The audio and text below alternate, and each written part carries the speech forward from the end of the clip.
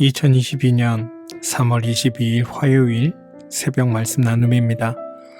이 말씀을 들으시는 모든 분들에게 하나님의 위로와 은총과 그리고 복주심이 늘 함께 하시기를 소망합니다. 오늘 함께 나눌 말씀은 출애굽기 20장 1절과 2절 말씀입니다.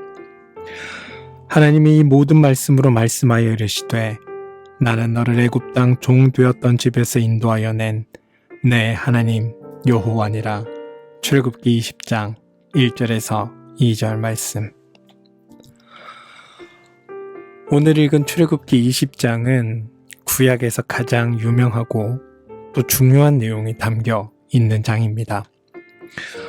저는 출애굽기를 읽어나가며 어쩌면 오늘 20장을 말하기 위해 성경은 출애굽기 1장부터 19장까지 공을 들였는지도 모르겠다라는 생각을 했습니다. 제가 보는 관점에 의하면 1장에서 19장까지는 출애굽기 20장을 말하기 위한 사전 작업 아니면 서문 이 정도인 것 같습니다. 오늘 읽은 20장 1절과 2절입니다. 하나님은 이 모든 말씀으로 말씀하여 이르시되 나는 너를 애굽 땅 종 되었던 집에서 인도하여 낸 내 하나님 여호와니라. 이 두 구절은 출애굽기 1장부터 19장까지의 요약입니다. 3절 이하, 그러니까 20장 3절 이하는 이 출애굽기 1절과 2절이 없으면 사실 그 의미가 정확하게 표현되거나 이해되기가 어렵습니다. 만약 십계명을 오늘 본문의 위치에서 이해하지 않고 이 계명의 조항들과 내용만을 따로 떼어서 본다면 십계명의 말씀은 하나님으로의 말씀으로서 존엄성과 유일성 이런 것들을 잃어버리는 것 같습니다. 왜냐하면 십계명의 내용만을 본다면 이건 우리 기독교만의 유일한 내용이라고 말할 수 없기 때문에 그렇습니다. 제1계명과 2계명의 경우 타 종교나 종교를 가지지 않는 사람들에게 있어서는 우리 기독교의 배타성, 독단성 이런 것들을 강조하는 구절로 오해받습니다. 그런데 사실 대부분의 종교에서 신이 자신 말고 다른 신을 섬겨달라고 부탁하는 종교는 없습니다. 흔히 다신교라고 부르는 힌두교나 동양의 다른 종교들, 이런 종교들에게서도 다른 여러 신을 섬기는 것에 대해 관대한 것처럼 보이는 경우들이 있긴 합니다. 그런데 그렇다고 해서 신이 자신의 영역을 내어주는 것은 아닙니다. 다시 말해 그 신이 다른 신을 섬기는 것에 대해 관대한 이유는 자신의 영역을 침범하지 않는 범위 내에서라는 말입니다. 애굽의 신들도 한번 떠올려 보시기 바랍니다. 각자가 담당하는 신의 영역들이 있습니다. 그리고 그 영역을 침범하지 않는다면 다른 신을 섬기는 것에 대해 신경 쓰지 않습니다. 예전 우리 민간 신앙에 부엌신, 안방신, 마당신, 창고신 이렇게 각각 공간마다 어떤 신이 있다고 믿었던 적이 있었던 걸로 기억합니다. 이렇게 할 수 있었던 이유는 각 영역을 담당하는 신이 따로 있고 그렇기 때문에 다른 신을 신경 쓰지 않는다는 뜻입니다. 하지만 자신이 다스리는 영역 내에서 다른 신을 용납한다는 것은 결코 아닙니다. 10가지 신이 있다고 해서 안방에 10가지 신들을 동시에 넣고 자리를 하게 하는 게 아니라는 겁니다. 다른 지역은 누구를 섬기든 상관없지만 내 영역에서만큼은 내가 신이기에 내 영역을 다른 신이 간섭하는 것을 용납하지 않는 게 애굽 당시 신의 이야기이고 지금의 신들에 대한 이야기이기도 합니다. 다신교로 신봉하는 다른 신들에 대한 이야기이기도 합니다.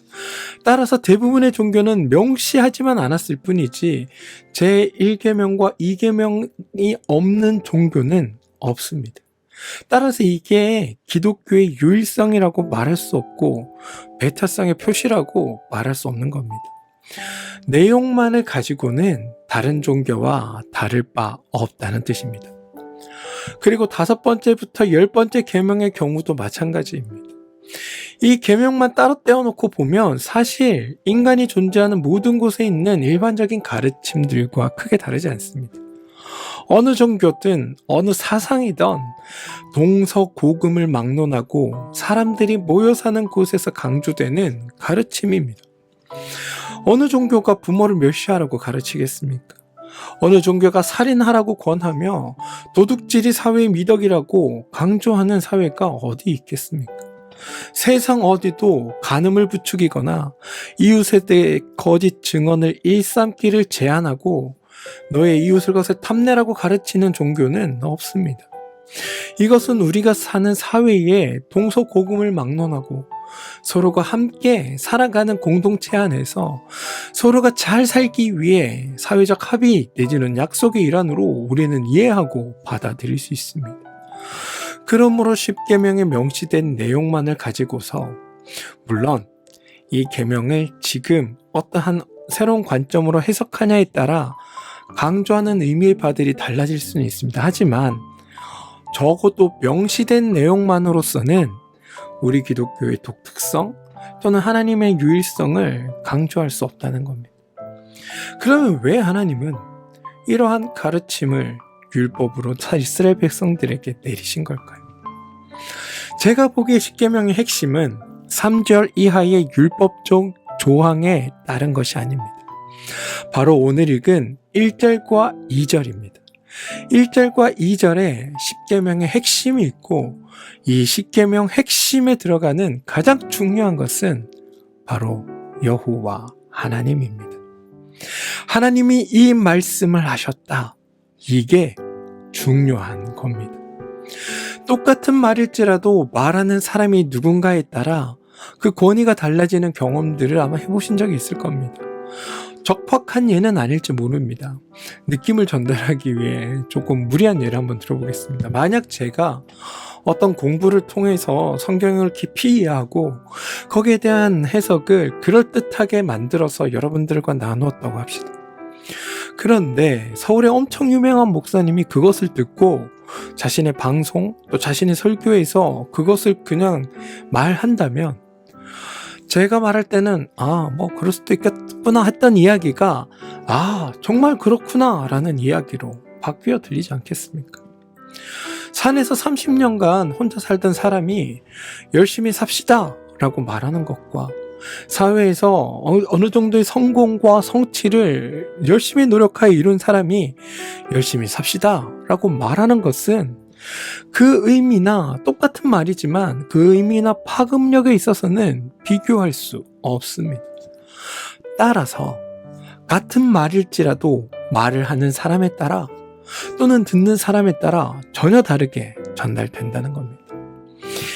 이 말씀을 드리는 이유는 10계명이 내용 자체로는 다른 종교의 가르침이나 당시 사회를 구성하고 살던 사람들의 그 사회적 일반적 합의와 유사하다 할지라도 그것을 말씀하신 분이 하나님이시기 때문에 하나님을 아는 이들에게는 전혀 다른 차원의 이야기로 전달될 수 있다는 겁니다.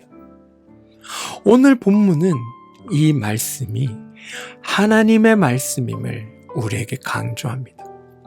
그리고 하나님의 말씀이 이 말씀 자체로 위엄과 존엄을 가지기 위해서는 그 말씀하시는 하나님이라는 존재가 어떤 분인지를, 그 하나님이라는 신이 어떤 신인지를 알고 있는 자들에게, 하나님이라는 신이 어떤 신인지를 아는 자들에게 의미가 있게 되는 겁니다. 이스라엘이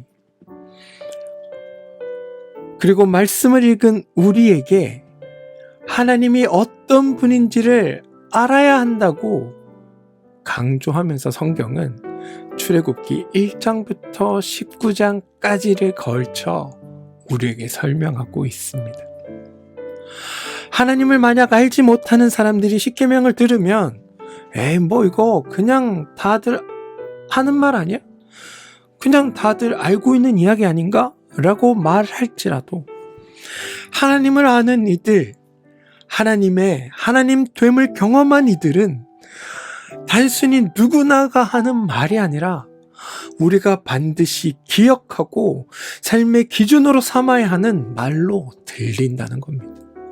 말이 가지는 무게가 틀려진다는 겁니다. 이 차이를 우리는 알아야 합니다. 그런 관점에서 우리는 하나님이 말씀하시기 전부터 하나님이 누구인지를 알리는 일을 하나님은 선행하고 계셨다는 겁니다. 사실 하나님은 이 가르침을 진작부터 말씀하고 싶으셨는지도 모르겠습니다. 좋은 말을 아껴둘 필요는 없지 않겠습니까? 애초에 이러한 가르침을 이스라엘에게 내리고 싶으셨는지도 모릅니다. 그런데 그동안 말씀을 하지 않으시다가 오늘 출애굽기 20장에 이르러서야 이 말씀을 하신 까닭은 이 말을 듣는 이스라엘이 하나님에 대해 충분히 알아야 그분의 능력 많으심과 사랑이 넘치심과 너그러우심을 경험하고 하나님에 대한 존재를 온전히 이해해야 비로소 이 말씀이 하나님의 말씀으로 가지는 진정한 의미, 이 말씀이 가지는 존엄성과 위엄을 알 수 있기 때문입니다. 깨달을 수 있기 때문입니다.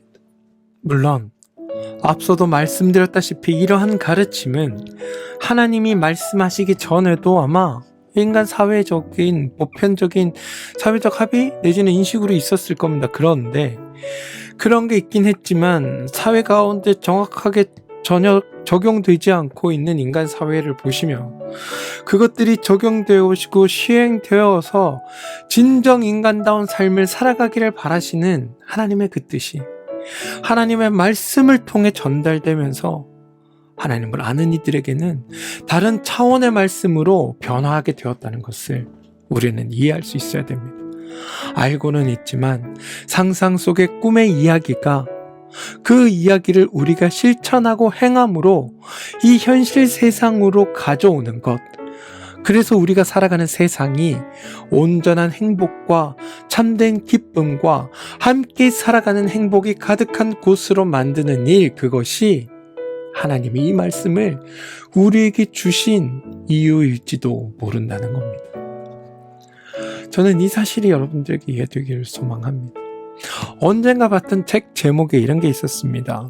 내가 알아야 할 것은 이미 유치원에서 다 배웠다.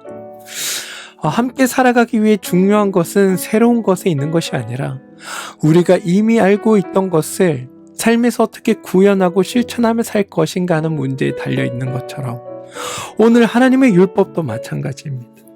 이렇게 살아가는 것이 우리가 하나님 나라에서 하나님의 백성으로 하나님 안에서 기쁨과 행복을 누리며 살아가는 길임을 하나님이 말씀을 통해 가르쳐주고 있다는 사실을 우리는 기억해야 하고, 그 말씀하시는 하나님이 전능하신 하나님이고 능력이 많으신 하나님이기에 모든 것을 책임지시는 하나님이기에 우리가 기꺼이 믿고 따를 만한 말씀이라는 것도 우리는 함께 알고 깨달아야 합니다.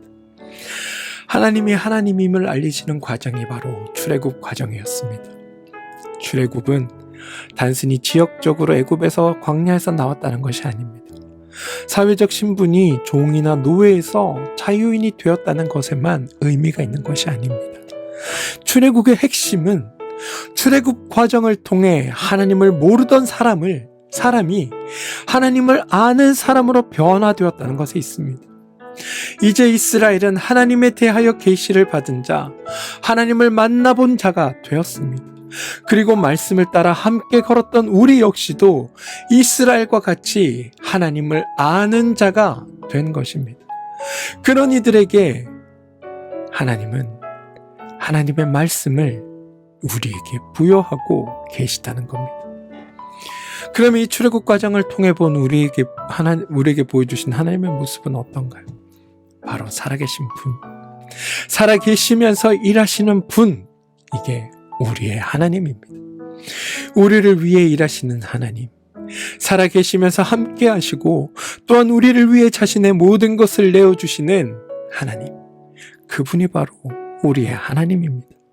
따라서 십계명 또한 하나님을 위해 필요한 조항이 아니라 말씀을 듣는 우리를 위해 필요한 조항이라는 것을 깨달아야 합니다. 20장 3절에 나 외에 다른 신을 내게 두지 말라, 이 조항을 가지고 간단히 이야기를 좀 나눠보겠습니다. 하나님이 이 말씀을 하시는 이유는 다른 신을 섬겨야 할 이유, 다른 신을 두어야 할 이유가 없기 때문입니다. 하나님을 아는 이들에게는 말입니다. 이 말씀을 하시기 위해서 하나님이 하신 일들을 한번 떠올려 봅시다. 애굽에서 10가지 이적을 이행하시고 하나님을 알리셨습니다. 나일강에 물을 주관하시는 분이 하나님이셨습니다. 개구리 이 바리 등을 다스리는 분이 하나님이셨습니다. 가축과 농사를 섭리하시는 분이 하나님이셨습니다. 흑암을 통해서 통치하시는 분이, 호감을 통치하시는 분이 하나님이십니다. 생명의 주인이 하나님이십니다. 강물과 육지와 바다를 주관하시는 분이 하나님이십니다. 우리에게 마실 것과 먹을 것을 공급하시는 분도 하나님이십니다. 전쟁을 이기게 하시는 분 역시 하나님입니다. 그렇다면 여호와 이외에 다른 신을 두어야 할 이유가 있을까요? 없습니다. 우리가 처음으로 돌아가 신이라는 존재를 믿는 이유를 다시 한번 생각해 보시기 바랍니다. 바로 이러한 하나님과 같은 존재를 믿고 싶었던 것 아닙니까? 이런 분이 나에게 힘을 주고 나의 문제를 해결해 주고 나의 삶과 동행해 주기를 바라고 있었던 것 아닙니까? 물론 우리의 믿음이라는 것은 이 단계에서 한 단계 더 성숙해 나가야 합니다. 그런 하나님이 우리에게 가지신 선하신 뜻을 우리의 삶을 통해 함께 이루어 나가야 하는 단계까지 나가야 합니다. 그런데 그 이전에 먼저 앞서 우리에게 이 모든 것을 주시고 우리를 사랑하셔서 하나님의 그 능력과 은혜를 베풀어 주시는 그 하나님이 나의 하나님이라는 것을 아는 것, 이게 우리의 신앙의 첫 걸음이어야 하지 않을까요? 우리가 잃어버린 믿음의 시작을 발견해야 하는 것 아닐까요? 그리고 이게 우리 안에 확인되었고 발견되었고 동의되었다면 말씀처럼 다른 신을 믿을 이유가 하나도 없는 것 아닙니까? 사랑하는 성도 여러분, 저는 말씀을 묵상하며 하나님이 우리에게 행한 이 모든 것이 하나님이 어떤 신으로 우리에게 높임을 받고 대접을 받으시려는 것이 아니라 하나님의 형상으로 창조된 우리가, 하나님의 백성된 우리가, 하나님의 자녀된 우리가 하나님이 만드신 세상에서 그 창조된 섭리대로 또 창조하신 뜻대로 이 땅에서 인간답게 살아가는 것, 그것을 위해 하나님은 이렇게 하시는 것 아닐까?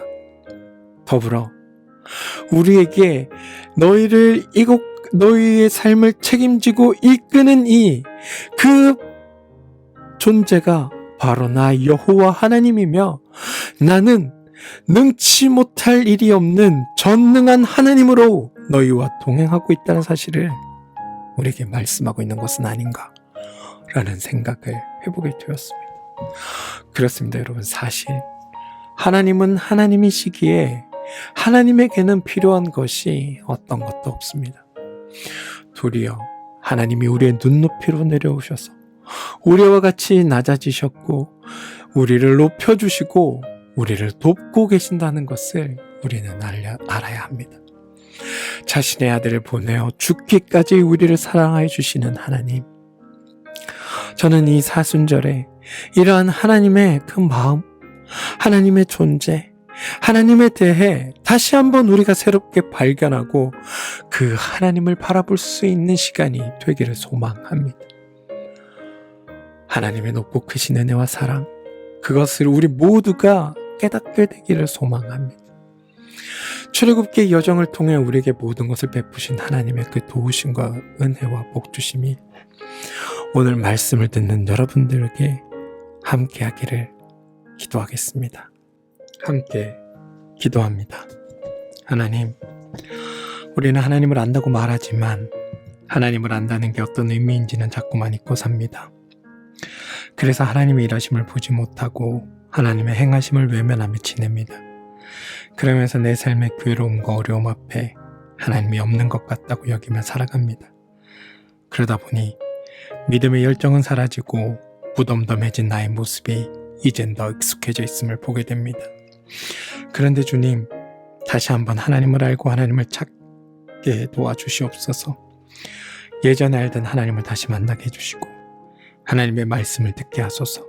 그래서 하나님 나라의 백성으로, 하나님의 자녀로 다시금 나의 정체성을 발견하고 힘내어 하나님이 만드신 세상의 주인으로 살게 도우소서. 예수님의 이름으로 기도합니다. 아멘.